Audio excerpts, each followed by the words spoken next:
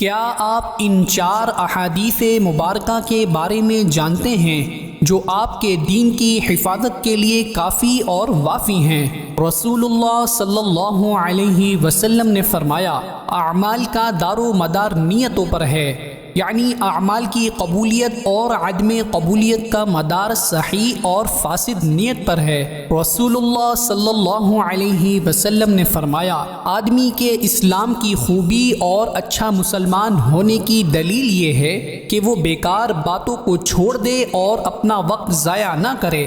رسول اللہ صلی اللہ علیہ وسلم نے فرمایا، آدمی صحیح معنوں میں اچھا مومن اسی وقت بنتا ہے جب وہ اپنے مسلمان بھائی کے لیے وہی باتیں یعنی وہی کردار اور گفتار پسند کرتا ہے جو اپنے لیے پسند کرتا ہے۔ رسول اللہ صلی اللہ علیہ وسلم نے فرمایا، حلال واضح ہے اور حرام واضح ہے، اور ان دونوں کے درمیان کچھ مشتبہ چیزیں ایسی ہیں جن کے بارے میں بہت سے لوگ نہیں جانتے کہ وہ حلال میں سے ہیں یا حرام میں سے۔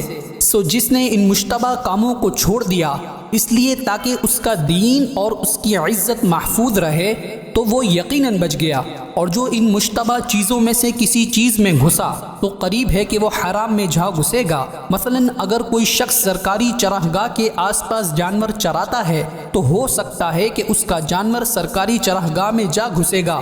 سنو، ہر بادشاہ کی اپنی ایک محفوظ چراگاہ ہوتی ہے جس میں کسی کو داخلے کی اجازت نہیں ہوتی۔ سنو، اسی طرح اللہ تعالیٰ کی بھی محفوظ چراگاہ ہیں، اور وہ محرمات یعنی اللہ کی طرف سے حرام کیے ہوئے کام ہیں، ان میں بھی کسی کو داخلے کی اجازت نہیں۔